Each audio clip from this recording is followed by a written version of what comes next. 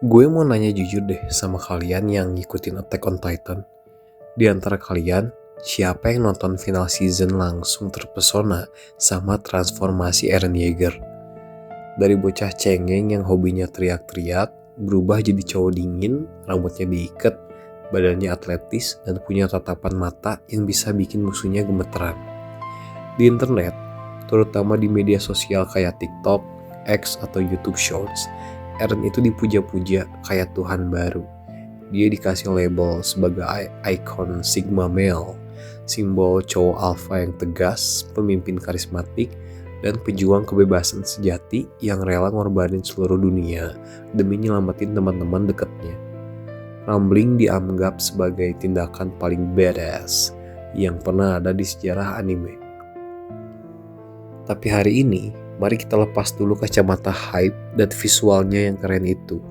Kita bakal bedah isi kepala Eren Yeager secara brutal menggunakan sains dan kacamata psikologi klinis. Karena kalau kita jujur secara objektif, Eren itu bukan pahlawan, bukan antihero yang jenius juga gitu. Dan sama sekali bukan contoh cowok ideal. Jujur, Eren Yeager adalah potret paling sempurna dari sebuah tragedi kemanusiaan. Kasus studi tentang bagaimana lingkaran setan trauma masa kecil yang gak pernah disembuhin digabung dengan tekanan eksistensial yang luar biasa bisa ngancurin moralitas seseorang dan ngubah korban penindasan jadi seorang monster psikopat terbesar di dunia. Yuk kita bedah isi kepalanya sampai tuntas. Banyak orang ngira kalau Eren itu berubah jadi kejam karena dunia luar yang jahat. Tapi secara psikologi, benih-benih ketidakstabilan emosi dan kecenderungan agresi Eren itu udah ada jauh sebelum Titan kolosal ngejebol dinding Singgashinanya. Coba kita ingat-ingat lagi dengan adegan masa kecilnya pas dia nyelamatin Mikasa dari para penculik. Anak umur 9 tahun normal umumnya bakal panik, nangis, atau nyari bantuan orang dewasa kalau ngelihat ada kasus penculikan dan pembunuhan. Tapi apa yang dilakuin Eren? Dia datang dengan kepala dingin, nipu para penculik, dan ngebantai mereka dengan cara yang sangat brutal tanpa ada keraguan sedikit pun. Di adegan itu, Eren kecil berteriak sambil nusuk korbannya. Mereka itu bukan manusia, mereka cuma binatang yang kebetulan mirip manusia.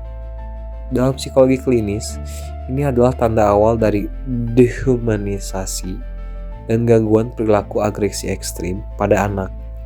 Eren punya kecenderungan untuk membagi dunia secara radikal sejak dini. Ditambah lagi, obsesinya terhadap kata kebebasan itu udah mulai muncul cuma karena dia ngebaca buku tentang dunia luar milik Armin. Artinya apa? Eren udah memiliki predisposisi atau bakat bawaan untuk merespons ancaman dengan kekerasan yang ekstrim. Dunianya udah kaku sejak awal. Nah, bakat agresi tadi itu ketemu sama pemantik paling mengerikan dalam hidupnya, yaitu ngeliat ibunya, Carla Yeager, dikunyah hidup-hidup oleh Titan di depan matanya sendiri. Sementara dia gak bisa berbuat apa-apa karena tubuhnya yang masih kecil dan lemah. Bagi seorang anak, peristiwa ini bukan cuma sekedar bikin sedih, tapi ngehancurin seluruh struktur psikologisnya. Otak Eren ngalamin trauma eksistensial yang sangat hebat. Ketika ego manusia dihantam oleh rasa takut dan ketidakberdayaan yang luar biasa ekstrim, otak bakal nyalakan mekanisme pertahanan diri yang namanya splitting, atau berpikir dikotomi atau hitam putih. Orang-orang yang terjebak dalam splitting kehilangan kemampuan untuk melihat dunia secara abu-abu, kompleks, atau penuh kompromi. Pikiran Eren langsung terkunci pada narasi radikal. Kubu gue yang berhak hidup dan kubu musuh yang harus musnah. Kalimat legendarisnya, kalau kita gak melawan, kita mati. Kalau kita menang, kita hidup. Tatakae. Haha. Artinya itu adalah bukti nyata kalau perkembangan kognitif Eren ngalamin kemacetan emosional di mode bertahan hidup sejak umur 10 tahun. Traumanya membuat dia mati rasa terhadap opsi-opsi damai karena di kepalanya negosiasi adalah bentuk kelemahan yang bisa membunuh jiwanya lagi. Nah itu tuh yang ada di benak Eren tuh itu. Terus masalah Eren makin bertambah rumit ketika dia mewarisi Attack Titan dan Founding Titan. Melalui kekuatan ini, Eren bisa melihat memori dari para pendahulunya, termasuk memori ayahnya, Grisha Yeager, dan ingatan masa depan dari dirinya sendiri. Bayangin lo bukan cuma harus nanggung trauma lo sendiri, tapi lo juga dipaksa ngelihat, merasakan, dan ngehidupin kembali penderitaan, dendam, dan air mata dari generasi-generasi sebelum lo selama ratusan tahun. Gila. Dalam psikologi nyata, ini mirip dengan fenomena intergenerational trauma atau trauma antar generasi yang bikin pada komunitas yang mengalami penindasan sistemik jangka panjang. Beban informasi dan emosi yang tumpang tindih ini membuat identitas Eren mengalami keretakan yang disebut dissociation. Eren mulai kehilangan batasan tentang siapa dirinya yang asli. Apakah dia Eren si bocah Singasina, ataukah dia cuma boneka dari memori masa lalu yang nuntut balas dendam? Ingat adegan pas Eren natap cermin dan bilang tatakai sampai ditegur Hange? Itu bukan adegan yang beres guys, itu adalah potret seseorang yang jiwanya sedang ngalamin disosiasi akut. Seseorang yang memaksa dirinya sendiri untuk menjadi monster karena dia udah kehilangan kewarasannya akibat beban memori yang terlalu berat. Salah satu puncak kejeniusan penulisan karakter Eren, sekaligus bukti kehancuran moralnya, ada pada adegan di basement Marley saat Eren berbicara empat mata dengan Rainer Brown tepat sebelum Eren membantai warga sipil Ribeiro. Di adegan itu, Eren secara jujur bilang ke Rainer, "Gue udah tinggal di sini, makan makanan mereka, tidur di bawah atap yang sama. Di seberang laut ini ternyata sama aja, ada orang jahat tapi ada juga banyak orang baik." Pernyataan ini ngebuktiin kalau Eren tahu 100% bahwa orang-orang melee yang mau dia bantai itu bukan monster, melainkan manusia biasa yang punya keluarga, punya mimpi, dan punya rasa takut yang sama kayak orang-orang di Paradise. Disinilah terjadi yang namanya cognitive dissonance, tingkat dewa jujur, yaitu kondisi psikologis yang gak nyaman ketika keyakinan lo bertabrakan langsung dengan kenyataan. Orang normal bakal mundur ketika tahu musuhnya adalah manusia biasa yang gak bersalah. Tapi Eren memilih jalan yang mengerikan. Dia dengan sengaja mematikan empati dan kompas moralnya. Dia melakukan compartmentalization, mengotakkan pikirannya agar rasa bersalahnya nggak menghalangi aksinya. Dia memilih untuk tetap jadi monster, meskipun otaknya tahu kalau tindakan itu salah. Ini adalah definisi nyata dari kejahatan yang disadari sepenuhnya.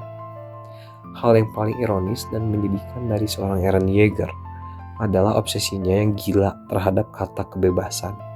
Dia rela ngancurin 80% populasi bumi, menginjak-injak jutaan anak kecil yang gak berdosa menggunakan kaki-kaki titan demi apa yang dia sebut sebagai kebebasan itu untuk teman-temannya dan kaum Eldia. Tapi kalau kita bedah secara psikologi lagi, Eren justru adalah budak paling malang di seluruh cerita Attack on Titan. Dia bukan orang bebas, dia adalah tawanan dari masa lalunya sendiri. Dalam psikologi, ada konsep yang dinamakan locus of control. Orang dengan internal locus of control percaya bahwa mereka punya kendali penuh atas keputusan dan masa depan mereka sendiri. Sebaliknya, Eren terjebak dalam external locus of control yang ekstrim, yang dibungkus dengan mekanisme pertahanan diri bernama fatalisme, alias pasrah pada takdir. Sepanjang season akhir, Eren selalu menggunakan pembelaan diri bawah sadar yang sangat pengecut untuk ngurangin rasa bersalahnya.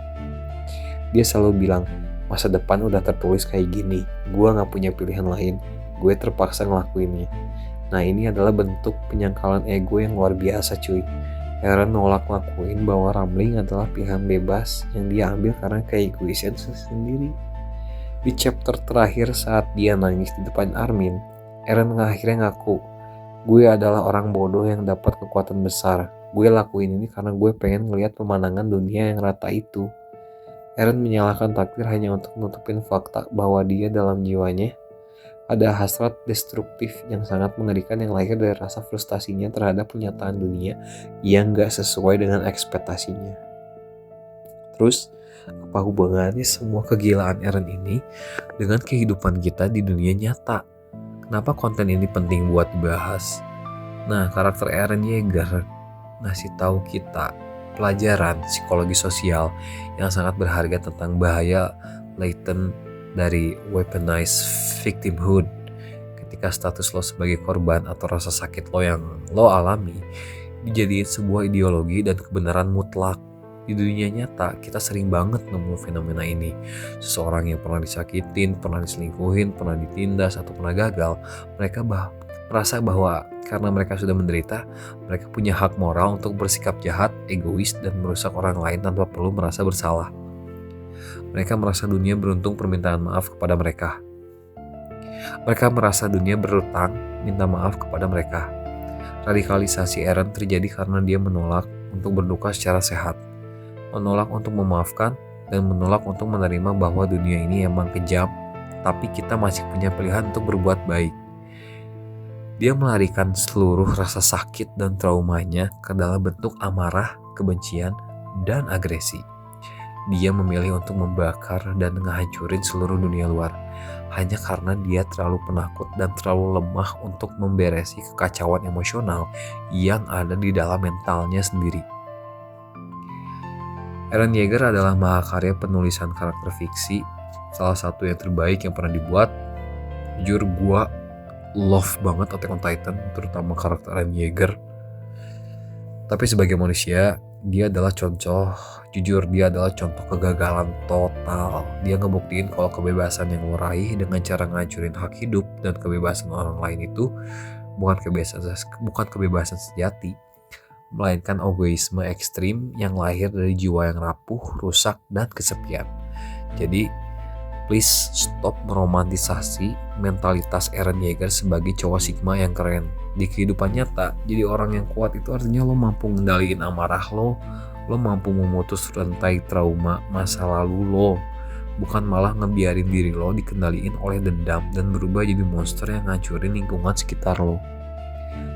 Gimana menurut kalian setelah dengar analisis psikologi ini? Apa kalian masih ngeliat Eren Yeager sebagai sosok pejuang yang badass atau cuma sekedar korban keadaan yang patut dikasihani karena kewarasannya hilang?